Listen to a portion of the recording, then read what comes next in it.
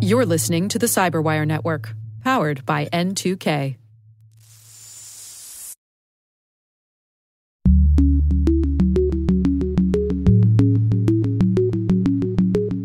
My concern is that with the regulatory focus, with the splinter net, those real necessary real-world uses of data are going to get caught up in a regulation that's going to hamper the economy. Hello, everyone, and welcome to Caveat, the CyberWire's privacy, surveillance, law, and policy podcast. I'm Dave Bittner, and joining me is my co-host Ben Yellen from the University of Maryland Center for Health and Homeland Security. Hello, Ben. Hello, Dave. Today, Ben discusses a possible new right-to-repair law in New York State. I want to talk about Twitter, who you may have noticed has a new boss. Later in the show, Ben's conversation with Christina Montgomery, Vice President and Chief Privacy Officer at IBM.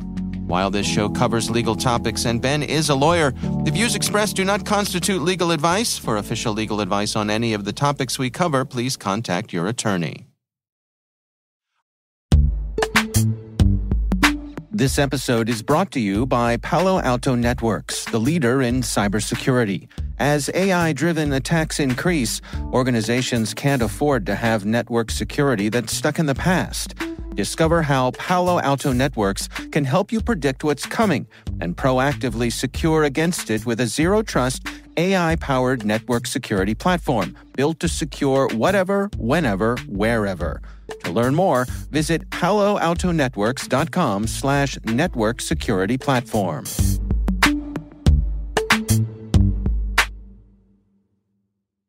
All right, Ben, lots to talk about this week. Why don't you start things off for us here? So I have a story from our friends, I guess our unrequited friends, at Motherboard by Vice, by Matthew Galt. Okay. And this is about a statute that passed the state legislature in New York and is currently awaiting the governor's signature. So the statute is called the Digital Fair Repair Act. It would be the first state law of its kind that would institute a so-called right to repair. So there's been this problem of people wanting to have access to some of the tools, instruction manuals to fix their own devices. But obviously the manufacturers want to prevent people from being able to do that because they want the revenue from fixing the devices themselves or forcing people to purchase new devices. Right. So what this bill would do is it would force manufacturers to offer documentation, tools, and parts to customers in independent repair stores. The bill has been whittled down. We had talked in previous stories about kind of non-big tech industry companies and the right to repair, so things like John Deere tractors. Right. And again, these have digital parts. We're not just talking about the wheels and the engines or whatever. Yeah, everything's a computer now. Exactly. Right. Those interests are apparently quite powerful in the New York State legislature. You don't want to mess with the John Deere people. Who knew? Yeah. I mean, look, if you have a giant state where a good portion of the legislators, especially in the state Senate, are from upstate New York, where I don't know if you've been there, but there is a lot of farmland. Yeah. It's gorgeous. It is great country up there, but you do not want to mess with the John Deere people. So they were actually excluded from the bill. Then there's also medical device companies. They were included in the original version of the bill, and they were able to eke out their own exemption, another very powerful lobby. But the law still would cover electronics like iPhones.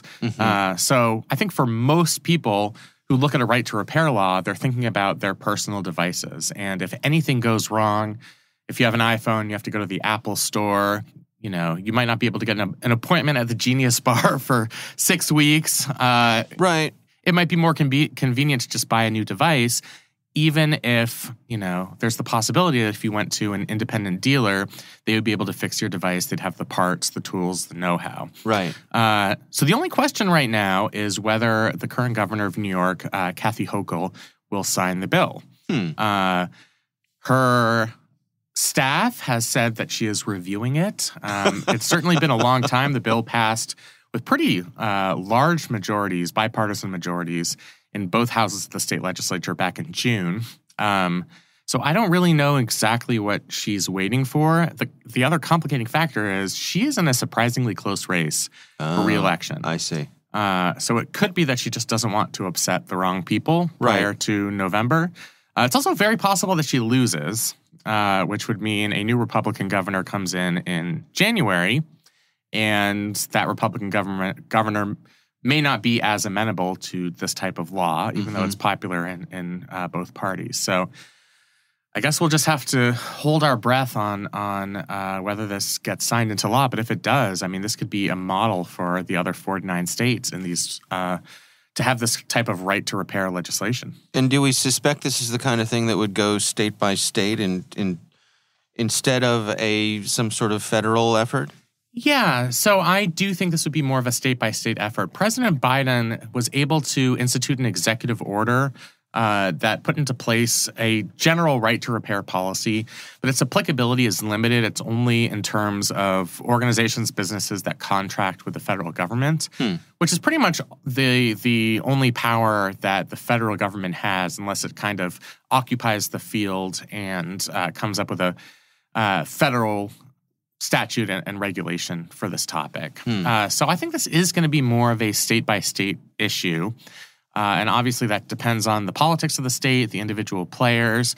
I don't think there's a lot of sympathy for the Apples of the world. I don't think there's a Republican legislature in Oklahoma, Nebraska, South Dakota are going to be swayed by Apple coming in and saying, for a variety of reasons, most notably our bottom line, we don't want to have this right to repair law. That's why I think it's something that could really spread, even though there are powerful interests aligned against it. And certainly I understand the reasons for that. But I just think there's enough antipathy to these big tech companies, even among more conservative states, that I wouldn't be surprised to see lots of these laws passed in very different states in terms of their political geography. Yeah. I always think of the automotive industry when I think about this because we have this tradition of if you want to change your own oil, you can do that. If you want to change the filters. But also, if you want to go to a third-party shop, you can have your work done there.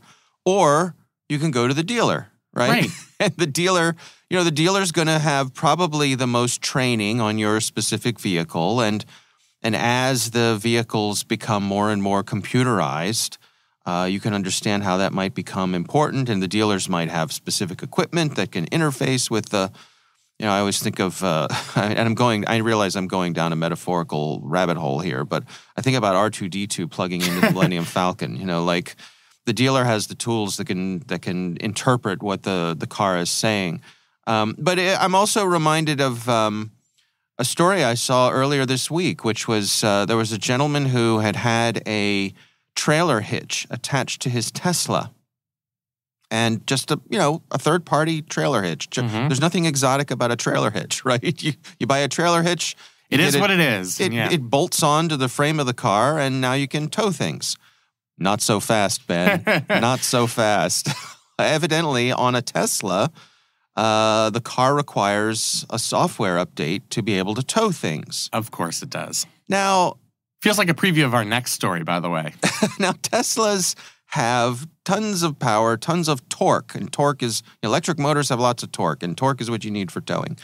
And so evidently this software update alters some of the software torque curves in the Tesla and how it rejuvenates power when it's towing something and all that kind of thing. So there's a case to be made that perhaps there is a safety issue here. But Tesla is also saying that they're not going to sell this guy the upgrade because he has a third-party tow hitch.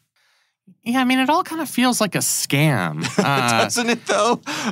And I think the automotive comparison is a good one. If you go to the dealer for a repair, things might happen a little more quickly. They have access to the parts. They are all experts on your particular vehicle, your make and model. Right. So, that's just probably an easier process. But you can go to Bob's mechanic shop down the street. Yeah. It might take him a while to get an order in for the parts if there are supply chain shortages, but he can do it. It's much cheaper. Right. It's much better for the consumer. If the consumer has a choice between going to the dealer and maybe getting the work done a little more quickly, more access to the parts, institutional expertise, versus maybe wait a couple weeks and go to Bob's shop down the street. It's great for the consumer to have that option. And I just don't think we should be depriving them that option in the technological world. Yeah, and also to go to your local shade tree mechanic, your buddy who has an awesome set of tools, right? Yeah. Could do the work in the garage. These days, if they have access to the proper, what is it called? The OBD tools that interface with the car and a laptop, they should be able to do the diagnostics as well, to have the car tell the system what's wrong. So why not? Right. And we do have authorized independent dealers for things like iPhones. They can repair your broken glass screen. So it's not like the mall kiosk. Right. It's not like we're going to be creating an entire new industry. It's just going to be something that's beneficial for consumers from a cost-saving perspective. Yeah.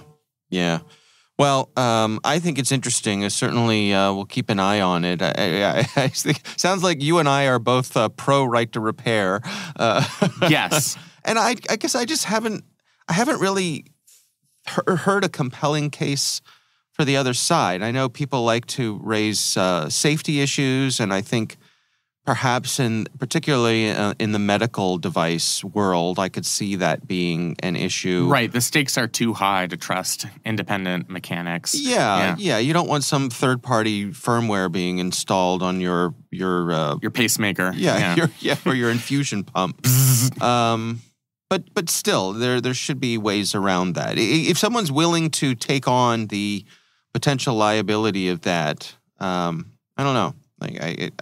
I'm on the right to repair side. I am too. I don't want to seem biased, but look, if John Deere came to me and offered me a few tractors, and a few tractors in exchange for me changing my mind on this issue, would I be opposed? I see. Although I don't really know what I would do with 2 tractors in Maryland suburbs. Yeah, your suburban home. What you need are a couple of combines. And yes, exactly. Threshing machines. Yeah, absolutely.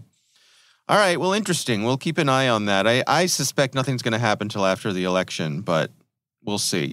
I would agree with you on that. Yep. Yeah.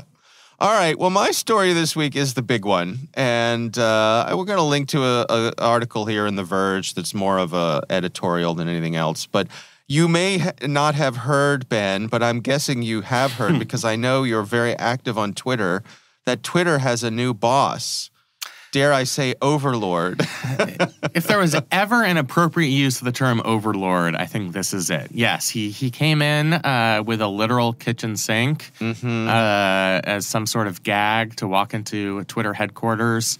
Hilarious. Yeah, last week. And it's only gotten more hilarious in the succeeding days. Yeah, so Elon Musk owns Twitter now. I have to say, my take on this is much in the same way that I believe that the Donald Trump presidency was largely the result of a PR stunt that spun horribly out of control. I don't believe Donald Trump was really interested in the hard work that comes with being the president of the United States. Yep. I think we're dealing with a similar thing here with Elon Musk buying Twitter. I think he came in with a bunch of bravado, which is part of his MO, and said, I could do a better job at running Twitter. I think I'll buy it. And then found himself backed into a whole lot of SEC rules and couldn't back out. I think that's exactly what happened. I think he's an impulsive person. I think he has an inflated sense of his own ability to fix everything because he has been successful in business and has run a couple of successful companies. Right. I think he was sort of loosely affiliated with Twitter in the sense that, like many other celebrities, he was a frequent user of it. And it seems like, and I can hardly believe I'm saying this, but it seems like he was very offended by the fact that a conservative satirical website, the Babylon Bee, got suspended for misgendering somebody in the Biden administration who's transgender. That seems to have really set him off. Within a couple of days of that happening, he was like, you know what? I'm going to buy Twitter. And that caused him to spend $44 billion for a company. I think its maximum valuation and estimates I've seen is something like $12 billion. Yeah. And it hasn't been profitable in years. Right. So you're literally just setting money on fire because you were offended about a content moderation decision. And then you could tell that he had his regrets. He saw that the stock for his other companies were going into the toilet. And he did everything he could to try and back out. He said, I don't want any part of this deal because Twitter misled me on the number of bots they have, which was, it seemed kind of disingenuous. And then Twitter called his bluff and took him to court, and he realized he had really been backed into it. And now they've given him the keys. And it just seems like an absolute disaster waiting to happen, just a slow motion train wreck. For one, he fired a lot of the C-suite at Twitter, which is understandable for a new person coming in, but he brought in a lot of his own people who, quote, know how to code, but seem to not really know how Twitter works. I'd say anybody who's struggled with the interface inside of a Tesla vehicle might think otherwise, but go on. Right, exactly. And they certainly aren't experts on how to run Twitter. Right. And then just in the several days that he's owned the company now, he seems to make impulsive, rash decisions based on reply tweets that he gets. And then the most recent one is this idea to charge verified accounts $20 a month to keep their accounts verified. Right.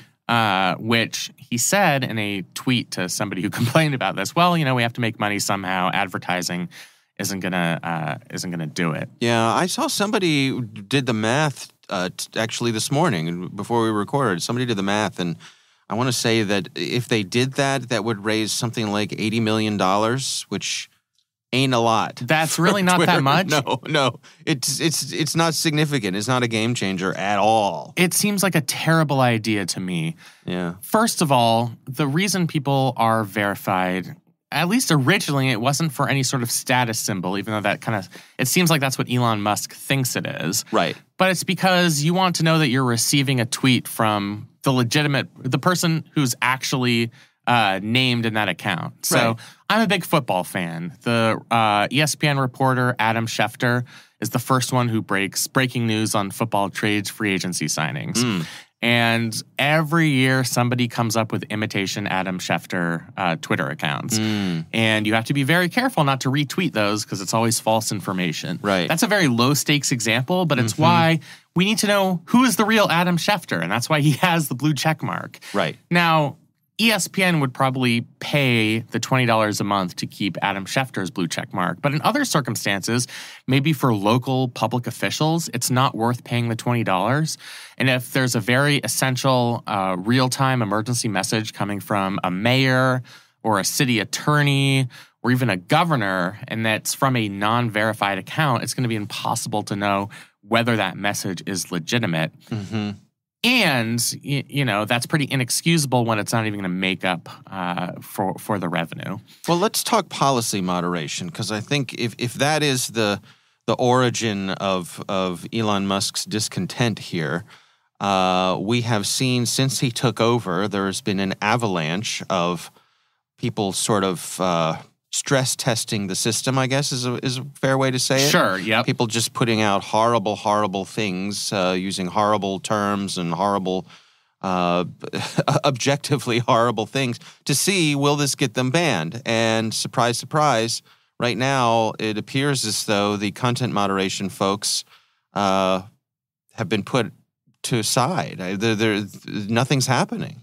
Yeah, now he insists that he's not going to change any content moderation policies until he's convened this council that he's formed with many diverse viewpoints. He got rid of the board, by the way, made himself the sole member. Right. And as the sole member of this board, I think that's one of the many reasons why a lot of these very offensive tweets haven't been deleted over the weekend, because they've lost that content moderation. The other thing is very prominent people are now tweeting at Elon Musk saying, hey, I got banned by the algorithm for tweeting this out. Can you reinstate me? And he's actually reinstating individuals using his power, even if they've tweeted things that are patently offensive. Yeah. He seems to think that he can solve all of these content moderation problems by himself. For instance, a couple weeks ago with those controversial Kanye West tweets, he just tweeted at Kanye West saying, hey, let's talk. They had a talk, and he said, I think Kanye gets it. So Twitter should not be a billionaire's plaything. I'm sorry. Yeah, so that's ultimately what's scary about this. Right. Is say what you will about Twitter. It is a hellscape. I admit it. I spend a lot of my time on it. There were a lot of problems with Twitter pre-Elon Musk, but it is an important tool, particularly for journalists, political journalists, in just being able to get a message out that's curated. And if it becomes a cesspool of hate and unmoderated content that most people find obnoxious, people are going to leave the platform. There aren't great alternatives right now, but I think there certainly might be a market for it. Right. So there's a market opportunity here, perhaps. There is. If anybody wants to get in on the ground floor, I think there are plenty of companies that are trying to take off right now. What I'm concerned about is, so you'd think, okay, well, the advertisers will solve that problem because if they see that the problem has been overrun, if the platform has been overrun by Nazis, they'll say, get your you-know-what together, or we're going to cut our advertising because we don't want to advertise. Or we find Twitter solely funded by the MyPillow guy. Right. Mike Lindell has taken out his sixth mortgage. The problem with that is I don't know that Elon Musk in this instance is entirely motivated by money, which in some sense is scarier. I think he thinks of himself as like a free speech warrior. He's made enough money through Tesla, through SpaceX, that this really is his plaything. And I think he might be willing to just like watch the entire thing come crashing down. We have seen that in the past. Peter Thiel bought the website Gawker because he didn't like Gawker. And he just shut it down. he just destroyed it. Yeah. Do I blame the Twitter shareholders for accepting $44 billion? No, I do not. I don't think any of us who are in that position would reject that kind of money. Look, I want a second house with a pool too. I'm not turning that down. But I think we have to hold out for the possibility that because of his views on content moderation, this could just be a spiral into a pretty unpleasant, unregulated platform where you don't know if the people you're following are actually the people they say they are, and even me, a devoted Twitter user, might have to look elsewhere. So it's been a wild ride these few days. It's not going well. The only good thing we've gotten out of this, Dave, and you found one of these articles, is there are so many, how do you say it, Schadenfreude? Schadenfreude, yeah. Schadenfreude, yeah. Of individuals across the internet just enjoying this spectacle and watching him really trip all over himself in a matter of days. Yeah, he's the dog who caught the car. I think that's what it is. That's exactly it. Be careful what you ask for. And unfortunately, those of us who enjoy Twitter, who find value in it, for me, Twitter is quite often my cybersecurity canary in a coal mine. When a big breach happens, a lot of times that's the first place I'll hear about it. You'll see researchers saying, folks, something's going on. We're hearing chatter about this, that, or the other thing. And then it'll bubble up and become real news. So I would hate to lose it. I don't know what the alternative is, but I'll tell you, people are looking around. Yeah. I feel the same way. It makes me legitimately sad because Twitter has been very important to me. I've made real-life friends on Twitter. Yeah. And to see just a pretty reckless person purchase it on a whim, and now being in the position where he's the dog who got the car, kind of ruining something that, it's a community that a lot of us have spent time building up. It kind of sucks. We need to stop idolizing billionaires. Just because they have a lot of money doesn't mean that they're smart. I think that's been proven over and over again. I saw you tweeted that, and it's just... Which is not to say that Elon Musk is without skills or anything. He's not a moron. He has had success in many areas, and I think his particular, I don't know, is it fair to say, can I say neurodiversity in a observational way and not judgmentally? That sure. He has a certain way of approaching things, and I think his mindset has served him very well in some of the businesses that he has grown and taken over and that sort of thing. But my sense is that this ain't one of them. Yeah, I think it's an important lesson that just because you're a genius at some things does not mean you are a genius at everything. We've seen that proven over and over again with these eccentric millionaires and billionaires. Right. And it's an important lesson for all of us to remember. Yeah. All right. Well, we got no choice but to keep an eye on that one, right? Unfortunately. Just sit back and watch the train wreck. That's right.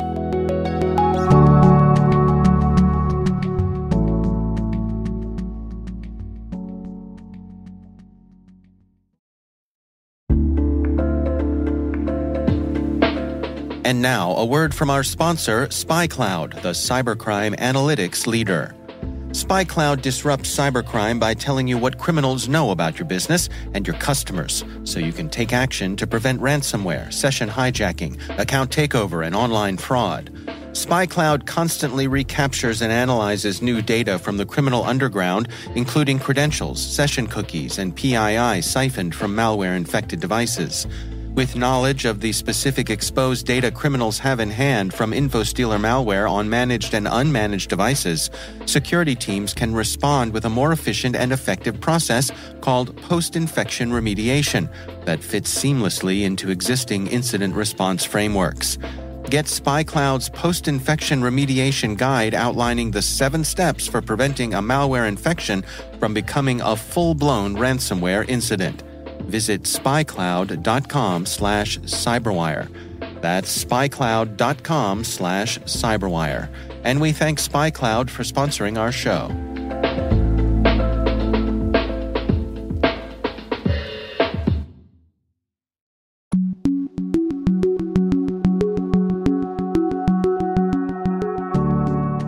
Ben, you recently had the pleasure of speaking with Christina Montgomery. She is the Vice President and Chief Privacy Officer at IBM. That's a big job at a big company and a big deal. And what an interesting conversation. So sit back, everybody, and enjoy Ben's conversation with Christina Montgomery. IBM is the oldest technology company in the world. We've been around for over a century, and for the course of that century, we have been responsibly managing our clients' most important data and releasing new technologies into the world responsibly and with clear purpose. And we are an enterprise technology company. We're not a platform company. We're not in the space of social media. That being said, we power our technology and our services, power essentially the backbone of the economy. So we support 90% of the world's largest banks. I think 90% of all retail transactions. We support telcos, airline reservations, governments. We're essentially running the backbone of the economy. And we were the first company in our industry to appoint a chief privacy officer as well. So we've had a chief privacy officer for 22 years now. As I say, what worries me now is we've been at this for a long time. Data is essential, and the free flow of data is essential to power the digital economy. It's essential to our clients. And I feel the discussions around personal information and privacy and data localization, for example, the splinter net that's coming, which are focused on real world concerns that people have about the growth of a data monetization economy, essentially. Businesses making money off of data has eroded trust in the economy. And we're rightly looking at how to regulate that. Governments are rightly looking at how to have more control over the data of their citizens. But my concern is an enterprise company that's essentially powering the global economy in many respects, that those uses that people expect companies like IBM and like the companies they use on a daily basis when they do things like make an airline reservation or engage in a banking transaction. My concern is that with the regulatory focus, with the splinter net, those real necessary real world uses of data are going to get caught up in a regulation that's going to hamper the economy. So how do you strike that balance between a regulatory scheme that does not hamper the economy, but one that takes personal information seriously, where people can have some level of confidence that when they use a third-party vendor, their information is going to be secure? How do you at IBM and I guess broadly in the industry try to strike that balance? It all comes down in part to trust and to having privacy practices in place that protect privacy and security practices, frankly, in place that protect data in real world ways and real world uses. So privacy and security by design, data minimization practices, transparent terms and conditions when using client data, contractual terms in place with not only the clients that IBM supports from a technology perspective, but the suppliers that we use in our own data ecosystem, and a culture of privacy compliance. So the way we are structured at IBM from a privacy perspective, we've taken this very integrated view of data, that there's risk associated with data use, but there's also obviously great potential associated with data use. And so me in the Chief Privacy Office, I work very closely with our Chief Data Office, with our policy teams, with our enterprise and technology security team, so our CISO and the team supporting security, on a daily basis. All of us working together underpin that privacy program to give us a holistic view of the data that we use across the IBM enterprise and to build those protections and that privacy and security by design in place across the enterprise. We also have a program, so we take sort of a tops down and bottoms up approach here, recognizing again the potential for the use of data while at the same time addressing the risk. We have what we call a privacy advisory committee. That's our senior vice presidents. They sit on top, help us set the risk profile and the like. The Chief Privacy Office, and what we do in the Chief Privacy Office is essentially give the business units within IBM, the users of data in the company, the guidance that they need, the tooling that they need, the visibility that they need in order to comply with privacy regulations. And now we've gone from the GDPR to over 130 comprehensive privacy regulations around the world. Now we're a global company. We operate in 170 countries approximately around the world. That's a lot of laws and regulations that we have to comply with. And at the same time, we even in laws where there is no comprehensive data protection regime in place, we always want to ensure that we are maintaining the trust of our clients, right? So it's important to us to have practices in place to protect confidential information. So again, like we facilitate compliance by the business units, but we need to give them the ability to ensure that their data is protected, as I said, through tooling, through visibility, through guidance, through education, supporting that culture of privacy compliance. So that's how we execute it here, again, at IBM, in a global company that's operating in every jurisdiction pretty much around the globe. I guess from a policy perspective, most companies are not like IBM. Some companies don't have chief privacy officers. I think especially some of the startups don't have the same type of culture of privacy. So from that perspective, how do you see the potential of federal data privacy legislation? Do you think for your company it would be beneficial, or do you think that your culture of privacy has advanced past the point to which federal legislation would make a difference? And then how do you see that broadly across the industry? Yeah, I mean, we've been long advocates for national privacy legislation. You know, we believe that consumers should have consistent rights across the United States, rights to understand what data is being collected on them, to have visibility to that data, to be able to correct it, to be able to delete it. And so we've been, again, advocating for consistent federal protection. I think a national law is something we absolutely support. Right now, we're going to be faced in the absence of a national law with 5 different states and rolling that out across our enterprise. Right. So, and the number is growing of these states. And it's growing and it will continue to grow. So I think national privacy legislation is critically important.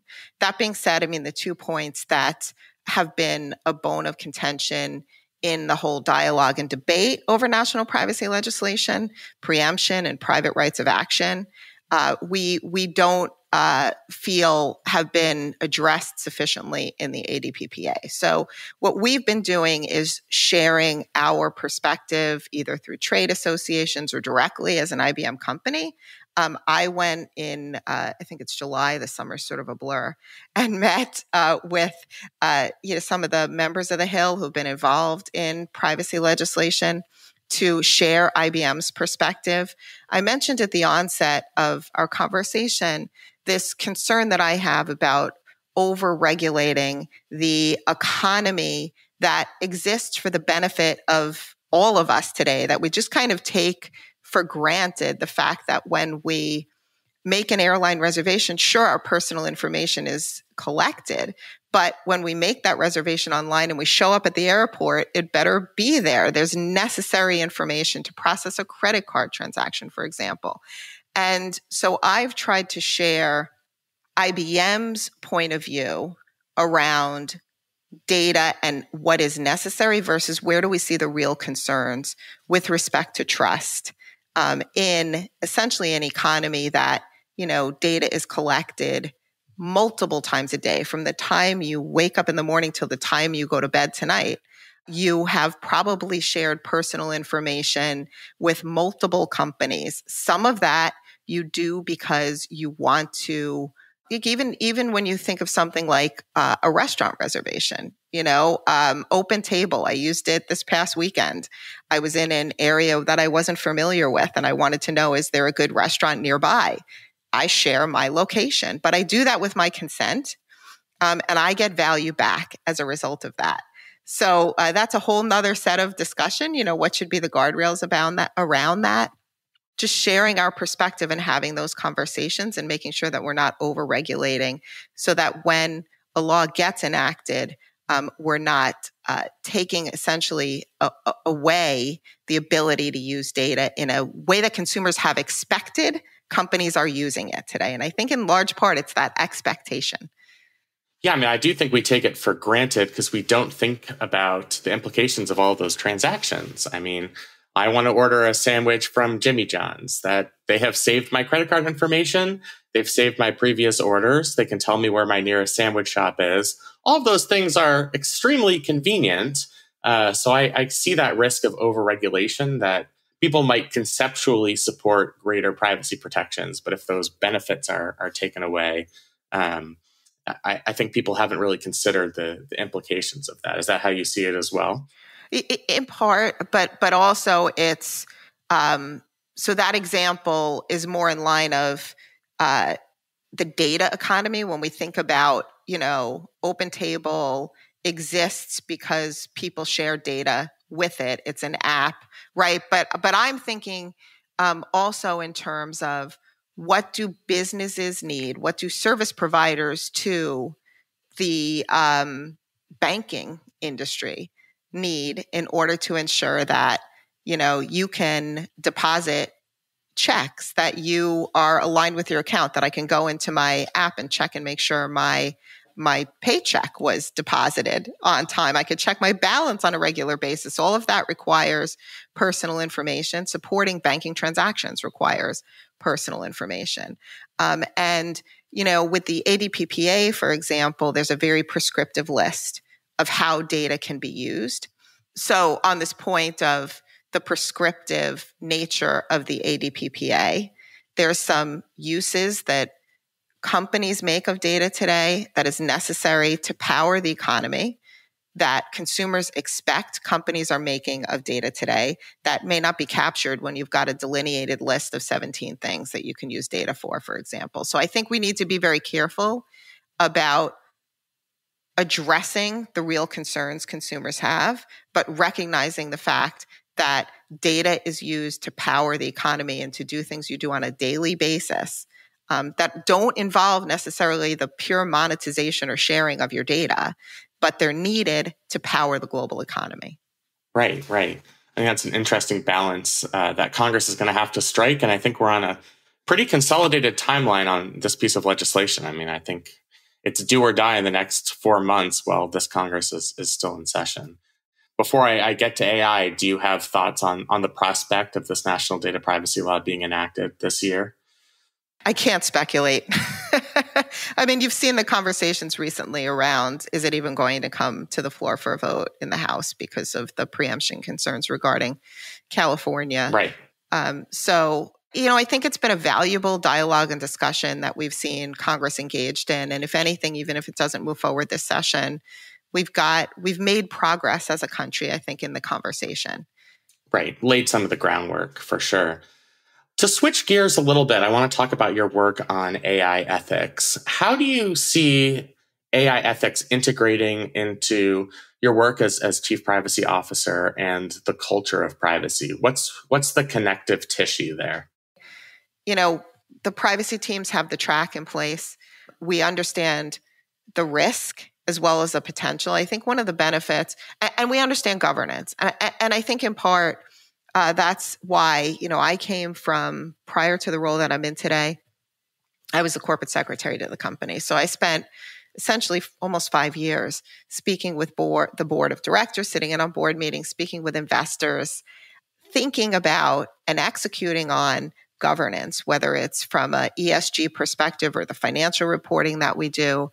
And so I built a governance program formally around privacy, as well as operationalizing the AI ethics board.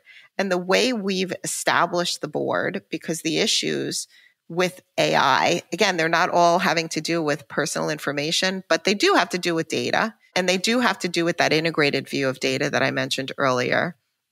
And they also require a cross-disciplinary, diverse and inclusive approach. And so the board that we built at IBM has representatives from across the company, every business function. So it has data scientists background, it has legal background, communications, product expertise, sales expertise, research expertise, etc. Our Chief Diversity and Inclusion Officer sits on our board.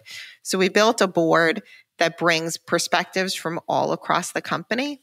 And we built a program essentially that not only has that tone from the top, so it's the same privacy advisory committee that has that oversight that we use in our privacy governance, but also at the same time, a very robust network of AI focal points, both from a formal roles perspective, so focal points in each business that are sort of our eyes and ears and consultants to the business on the ways that IBM would like to see trust and transparency, our principles built into the ethical use of data, but also a network of volunteers, because we've got a lot of people in IBM that are very passionate about the topic of AI ethics and are doing some great work individually in their spare time or in their day jobs, right, around the ethical governance of AI, ethical technology. So we've got researchers that built some of the very first tools to detect bias, to impart explainability in AI, to quantify the accuracy of AI models and the like. So we wanted to tap into that network so people can volunteer to participate in projects that the board runs as well. So given your experience and your leadership here, if you were speaking to the C-suite of either a Fortune 500 company or perhaps even a smaller company, what would be your advice, kind of your tangible advice as they build out their AI? What are some of the pitfalls of AI that they should be cognizant of, and how would you recommend that they approach those pitfalls? So I think every user, every developer, deployer who's using AI needs to have principles in place that underpin the decisions that you make, not just with respect to the technology that you're deploying or using, but whether you are going to deploy and use technology to solution for something in the first place. So at IBM, we have principles of trust and transparency, we call them. And they're fundamentally that AI should augment, not replace human intelligence, that data belongs to the creator, which is essentially our clients. That goes back to the business model point. We don't take client data and populate AI models without their consent, without their visibility. It's their data. And that new technologies, including AI, should be transparent and explainable. And we've built pillars around that. They're very consistent, transparent, explainable, fair, secure, and robust, and privacy preserving. So I think if you start from that and you start with a set of values, then you can build operationally out a culture of ethical compliance with respect to AI. So we make decisions as a board and as a company about, so for example, COVID-19 is probably a good example. Lots of people throughout the world, lots of people within our own company thinking about how technology could be used to help address the pandemic. And this is going back, now I can't believe it's almost 2.5 years. Yeah. And we had to make some decisions at the time about not just what we were capable of doing from a technology perspective, but whether we would deploy technology and whether we would use data to maybe it could address some problems, but what were we willing to sacrifice as a company, including things like, would you build something for a client that could enforce quarantine restrictions by tracking whether somebody is in their home? We looked at vaccine passports and what we were willing to do in that space and not willing to do in that space, all with a lens toward privacy and security, but also toward those principles of trust and transparency that I mentioned earlier. So I think every company needs a set of values and needs a set of principles. And then what we try to do at IBM is taking those principles, making decisions based on those, operationalize them across our company in a way that works for our company and the way that it's structured. It may not work the same way for every company. We're a large multinational with a very diverse business, but an enterprise business. So how we operationalize ethics may be very different from how, a smaller company just based in, one country may operationalize ethics. Sure. There's been talk, I know at the federal level, about AI or algorithmic transparency, where regulators, whether it's the FTC or somebody else, would get a look under the hood to make sure that algorithms and AI technology is compliant within whatever parameters Congress sets up. Do you have thoughts on that? Do you think would be an overregulation or something that's a good idea?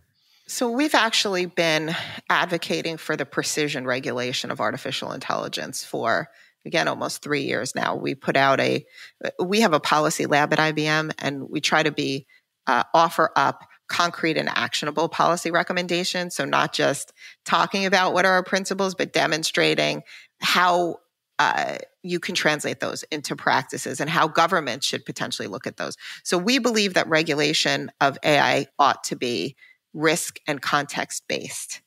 So I do think to say you're going to open up every algorithm, regardless of the implications or the use in a very low-risk use case, for example, that algorithm, that is overregulation. Right. So, we've been pointing to, is regulation needed? Yes, in high-risk cases on a context basis. The EU AI Act, for example, is consistent with our approach, our recommended approach in terms of precision regulation of AI.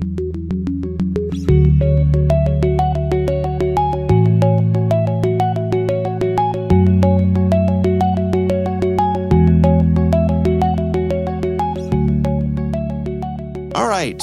Interesting stuff, Ben. I mean, for me, first of all, great interview. And, Thank you. And Christina's a really great guest. A couple takeaways for me. One is I think this really helped for me to put into perspective the scale at which a company like IBM operates when it comes to things like privacy, when it comes to things like security. And I think it's very easy to think about the small to medium-sized businesses, and we should think about those businesses. But when you're a company like IBM and you are truly global and you have a long storied history, the scale of the problem is different than a lot of those smaller companies. And so, also your organization's ability to have influence on a global level, on a policy level, is immense. Right. The changes you make at IBM are not going to be limited to IBM because other companies are looking at you as a role model. Mm-hmm. And thankfully, they have somebody like Christina Montgomery. I mean, it was great talking with her because she clearly knows what she's talking about and has, I think, a really interesting vision on the future of privacy, the future of AI ethics. Yeah, really good explainer too. So that I appreciate that. Yes, absolutely. Yeah. The other point that was particularly interesting to me was just something we've touched on here before many times, which is trying to thread that needle between necessary regulation, but also not undue shackles on organizations trying to do business. And that's hard. It's a hard balance to strike. Yeah.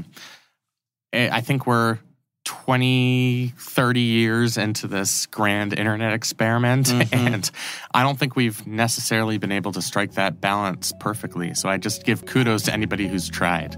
Yeah, absolutely. All right, well, our thanks to Christina Montgomery for joining us. Again, she's Vice President and Chief Privacy Officer at IBM. We do appreciate her taking the time.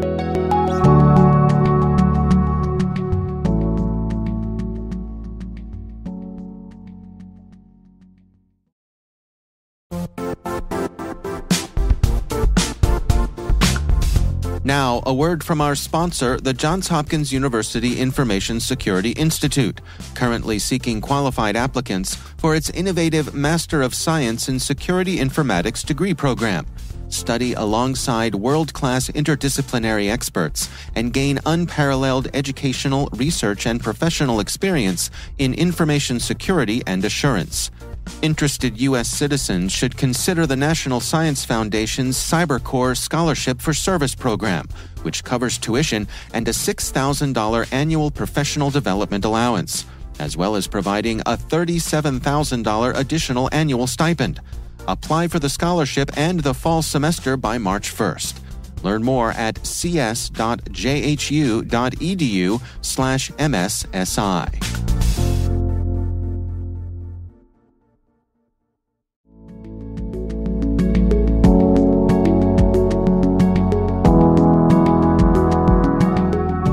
That is our show. We want to thank all of you for listening. The Caveat podcast is proudly produced in Maryland at the startup studios of Data Tribe, where they're co-building the next generation of cybersecurity teams and technologies.